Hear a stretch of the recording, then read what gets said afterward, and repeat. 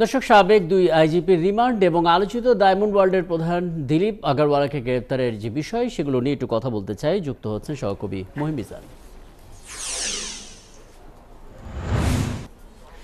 মহিম, অনেকগুলো বিষয় আমরা যদি পুলিশের যে সাবেক সদস্য বা বর্তমান সদস্য তাদের বিষয় নিয়ে আসি,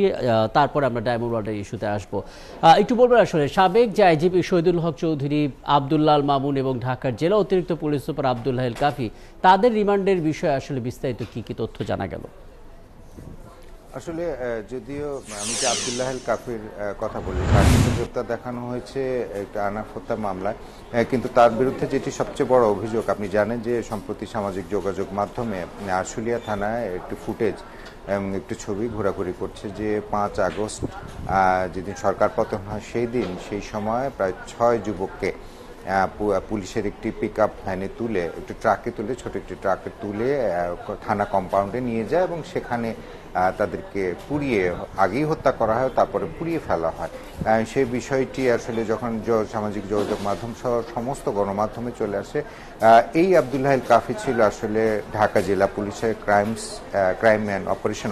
অফিসার। তো তার নির্দেশ ছাড়া আসলে এই জাতীয় ঘটনা ঘটবার কথা না। সেই কারণে আসলে তাকে যখন যারা গ্রেপ্তার করেছে আইন শৃঙ্খলা রক্ষাকারী বাহিনীর সদস্যরা, তারা বলছে সে বিদেশে পালিয়ে যাওয়ার সময় হযরত শাহজালাল আন্তর্জাতিক বিমানবন্দর থেকে তাকে গ্রেপ্তার করা হয় এবং দেখানো ওই ঘটনায় যে 6 যুবককে হত্যা এবং পরবর্তীতে পুড়িয়ে ফেলা, ওই ঘটনায় যদিও এখনো পর্যন্ত কোনো ধরনের মামলা দায়ের করা হয়নি বা ভুক্তভোগীরা এখনো পর্যন্ত মামলা দায়ের করেনি, সে কারণে আসলে আবদুল্লাহ আল কাফিকে একটি মামলায় গ্রেপ্তার দেখিয়ে আসলে রিমান্ডে জিজ্ঞাসাবাদ করবে আসলে ওই ঘটনাগুলোতে এবং ঢাকা জেলা পুলিশের আওতায় যতগুলো অপারেশন হয়েছে তার নেতৃত্বে থাকা অবস্থায় এবং কতজনকে হত্যা করা হচ্ছে, কার কার নির্দেশ ছিল, কি পরিমাণ নির্দেশ ছিল এবং কে কে বলেছে, এই বিষয়গুলো আসলে জানবার জন্য, খোলাসা হওয়ার জন্য কিন্তু তাকে গ্রেপ্তার করে 10 দিনের রিমান্ড চাইলে আদালত আবদুল্লাহ আল কাফিকে 8 দিনের রিমান্ড মঞ্জুর করে জিজ্ঞাসাবাদের জন্য। এটা হচ্ছে আবদুল্লাহ আল কাফি, ঢাকা জেলা অতিরিক্ত পুলিশ সুপার, সেই গ্রেপ্তার বিষয়। আর সাবেক যে দুই পুলিশ প্রধান চৌধুরী আবদুল্লাহ আল মামুন, একেএম শহীদুল হক, এই একেএম শহীদুল হক আপনি জানেন 2018 সালে রিটায়ার্ড করেছে, কিন্তু এর আগে তার যে কার্যক্রম ছিল এবং পরবর্তীতে বিভিন্ন গণমাধ্যমে শোতে তিনি সরকারের পক্ষে এবং আন্দোলনের বিপক্ষে অবস্থান নিয়ে বিভিন্ন ধরনের বক্তব্য দিয়েছেন এবং যারা তাকে হত্যা মামলার আসামি করেছে তাদের অভিযোগ হয়েছে যে তিনি তার বক্তব্যে আসলে উস্কানিমূলক বক্তব্য দেওয়ার কারণে সরকার ছাত্র জনতার উপর গুলি করতে উদ্বুদ্ধ হয়েছে, যার কারণে আসলে তাকে হত্যা মামলায় সম্পৃক্ত করেছে। কোন মাত্রায় কি পরিমাণ উদ্বুদ্ধ করেছে এবং তার অপর যে অপকর্মগুলো, যে আইজিপি থাকা অবস্থায়, ঢাকা মেট্রোপলিটন পুলিশের কমিশনার থাকা অবস্থায় কি কি ধরনের দুর্নীতি করেছেন, এই সমস্ত বিষয়গুলো কিন্তু যে কেএম শহীদুল হক তার রিমান্ডে জিজ্ঞাসাবাদে আমরা আসলে এই পুলিশদের সম্বন্ধে না হয় তথ্যগুলো পরবর্তীতে ধাপে ধাপে আপনার মাধ্যমে জানতে পারবো, কিন্তু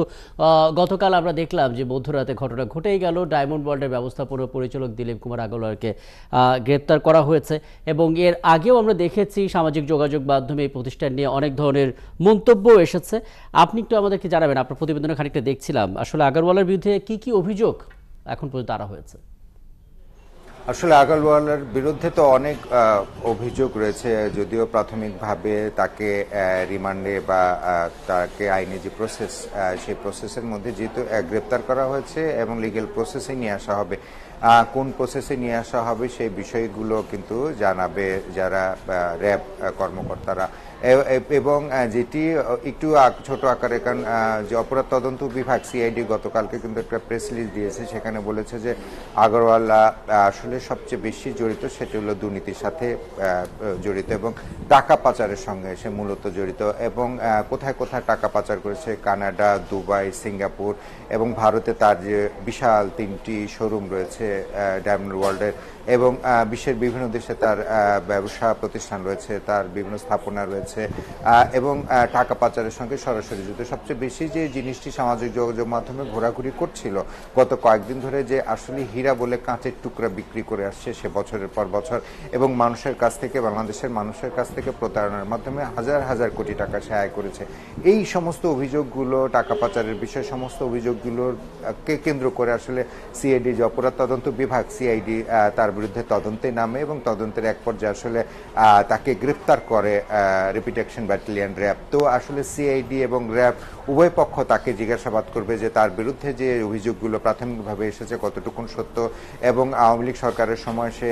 প্রচুর ডোনেশন দিত, সেটা কি কারণে দিত, কি কি সুবিধা পেয়েছে, এই সমস্ত বিষয়গুলো আসলে তাকে জিজ্ঞাসাবাদে অবশ্যই অপরাধ তদন্ত বিভাগ সিআইডি বা র্যাপিড অ্যাকশন ব্যাটালিয়ন যখন রিমান্ডে জিজ্ঞাসাবাদ করবে তখন এই সমস্ত বিষয়গুলো খোলাসা হবে। রাকিব, চমৎকার মহিমিজান, অনেকগুলো তথ্য জেনেলাম এবং এরপরে যখন আপনার কাছে আসবো তখন আসলে জানার চেষ্টা করব ডায়মন্ড ওয়ার্ল্ড থেকে যারা আসলে ডায়মন্ড কিনেছিলেন এবং পরবর্তীতে তারা কাচের টুকরো পেয়েছেন তারা আসলে কি করবেন, তাদের ক্ষতিপূরণটাই বা কীভাবে হবে। ধন্যবাদ যুক্ত হওয়ার জন্য সহকর্মী মহিমিজান আমাদের যুক্ত।